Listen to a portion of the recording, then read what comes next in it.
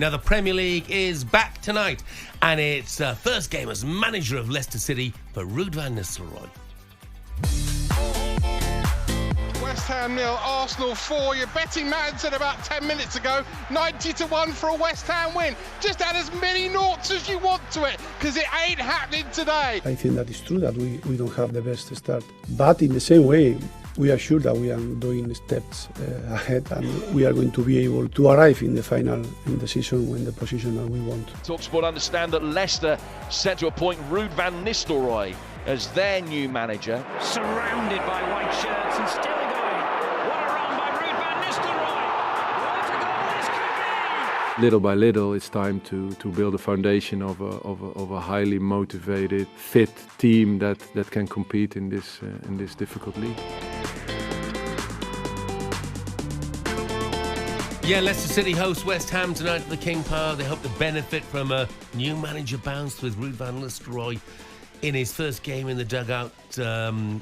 Their tally of 10 points at the moment is one fewer than they had in their the most recent Premier League season, which of course ended in relegation. Very different times now, though. New boss Van Nistelrooy spoke yesterday on the challenge ahead in his new role. I had a meeting with the players, and it was the first thing to address the situation that we're in and the challenge that we're facing and what's necessary to get out of that. Obviously, with the run of results over the last weeks and the Brentford game, it's up to reacting and clarity about how we're going to do things. And of course, in 2 days, it's difficult to make a lot of changes, but as a staff, we started to make the changes that we think are necessary in the style of play and in the training sessions and in the structure of the team. Well, it's gamble, there's no doubt about that. His only other previous senior management role was at PSV in Holland, but I think by common consent in the brief time he was in charge as an interim manager at Manchester United, he did well. He did well, yeah, absolutely. It didn't do him any harm at all. Including 2 big wins over Leicester. Yeah, absolutely. Yeah. It didn't look out of place at all when he's standing in for Ten Hag, no? Yeah.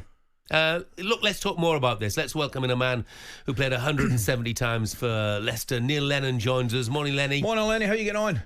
Well, I'm good, boys. How are you? We're in top good, form. thanks, yeah. Lenny, I'm going to ask you, did it surprise you, the appointment of Van Nistelrooy? Yes. Yeah. Just the lack of experience, really. Coisty of the year with PSV, and then obviously the interim job with Manchester United. It seemed to be done very, very quickly as well. So, yeah, just with the situation they found themselves in, I thought they might have gone with someone with a little bit more experience, to be honest with you. Do you think they were influenced in any way by the fact that in his spell in charge at Manchester United, you know, his United side beat Leicester, 5-2 and 3-0? Possibly, yeah. And he went in at a really difficult time, Jeff, after Ten Hag leaving. And, to be honest with you, Manchester United were a bit of a mess. And he seemed to sort of steady the ship. But I'm always a little bit worried about interim managers. I've done the job myself, and there's no real pressure on you. You can go in and sort of, use your own sort of ideas without really having the pressure of being the permanent manager. Now he's got it's a good job, but it's a difficult job at the minute because they're conceding goals for fun at the minute. There's no problem scoring, Coisty, but yeah. I mean, they've conceded 26 goals this season, which isn't good enough. No, Lenny, that's what I was going to say to you. I mean, I've watched them the last couple of games, Chelsea and obviously at Brentford, and Vardy, who has been absolutely unbelievable for them. He does well for the goal, he keeps going and obviously squares it for Buonanotte. But I think you're right, mate. The Chelsea game and Brentford game, the level of goal they're losing. I mean, if somebody plays through, you know what it's like, somebody plays through you, somebody hits one for 20 yards in the top corner, you can accept it. But I just think the standard of goal and the way they've been defending has been really poor, Lenny. Yeah, I think that's an area that needs addressed straight away. He's got to make them harder to beat. Clean sheets is always a really good platform to build on. So he's got his work cut out there. Whether he plays a back three, which he's been playing, or he goes to the back four, it'll be interesting to see how he approaches it tonight. I mean, I was looking at the squad at Brentford at the weekend, Lenny, and obviously the almost 38-year-old Jamie Vardy is Premier League quality. Harry Winks, who's absent through injury at the moment, Premier League quality.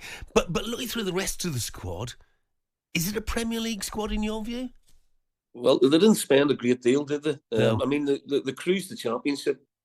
Indeed, he's a good player at that level. Samari, you'd also think has played in the Premier League.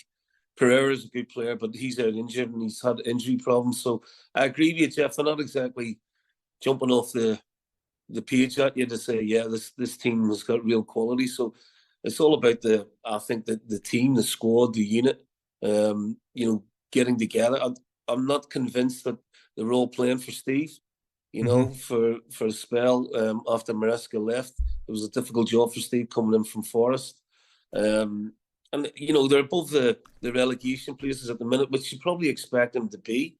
So it was a bit of a surprise that they got rid of Steve, but now they've got Ruud in, and it'll be really interesting to see how he approaches this. But there's no question that they're going to have to really tidy up at the back, and maybe look at the goalkeeping situation as well.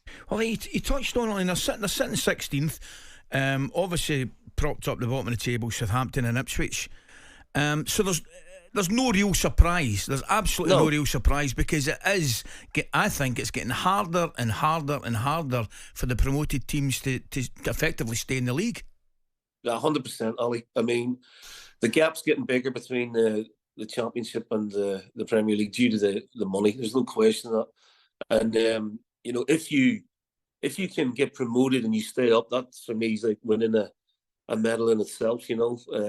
So yeah, you're right. They're just above the relegation places, which is probably where you'd expect them to be at this stage of the season. Mm-hmm. Yeah, no, I mean, look, the end of the season, we open a fourth bottom. That's an achievement. Yeah. That's the target, really, isn't it? 100%, Jeff. Yeah. I'm thinking they're going to have to strengthen their squad somehow, but I'm not sure how much money is actually available to them, Lenny, when it comes around to January. The charges dropped, didn't it? There was always talk about this points reduction, and that got thrown out. So that should have given everyone at the club a bit of a lift. But they've not really kicked on. They haven't really caught fire yet. So maybe will bring in that sort of fresh approach, and they can get a bit of consistency with the results, because they certainly haven't had that this year. Lenny, I want to ask you about Celtic. As much as it's going to destroy me, unstoppable at the moment, mate. I've got to say, I thought the Bruges game was maybe a little bit of a reminder, but the game against Leipzig, that's as good as I've seen Celtic at home in Europe in a long, long time. Yeah, second half against Leipzig, they were terrific. That's the best I've seen them in Europe for a long time. And then Bruges, I thought, were very, very good. Coisty, I thought they played very, very well, and certainly deserved at least a point out of it. I mean, Brendan has at his disposal a squad that's probably been the strongest at Celtic for a long, long time. It has, mate. Some good signings as well, eh? Yeah, I mean, they spent a lot of money strengthening the squad, and I think that's what he wanted. So, domestically, they're imperious at the minute. They seem to be steamrolling a lot of teams, and in Europe they've had really good results. I'm going up there tomorrow night to Podolski, unfortunately. It's going to be absolutely Baltic. Hope you get a better welcome up there than I get. Yeah. And by the way, that could be 14 layers on. That could be one heck of a game. I was looking at Aberdeen the other day. 17 consecutive home wins. Yeah. Goodness me. They've been great. What a record that is. I know they get beat at Love Street, and they had a draw at the weekend against Hearts. But really, the only blip they've had, the only major one was Celtic in the semi-final. Yeah. But again, like that's where the strength and depth comes in, Coisty. Because Aberdeen played Rangers on the Wednesday, put a lot into the game, and then it's Celtic at the weekend, and they just couldn't match that intensity again. With Celtic, who had the luxury of resting players and then playing a full strength Aberdeen. So Aberdeen have done amazing, Jeff. I mean, Jimmy Thielen's gone in there and totally turned things around, and they're having a great season. So I'm really looking forward to the game. It should be a cracker. Well, wrap up well, mate. Thanks for joining us, Lenny. All the best, mate. See you soon. Thanks, boys. See you soon. Cheers. Take care.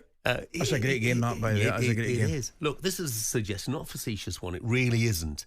But if Leicester are looking to sign players in January, what about going to Chelsea and going to their old boss and saying, can we have Kiernan Dewsbury Hall back on loan? Because he's not kicking a football there, and he's too good a player to be sitting on the sidelines, twiddling his thumbs. talkSPORT Breakfast, waking you up Monday to Friday morning from 6 a.m. on AM, on DAB, via the talkSPORT app, and on your smart speaker.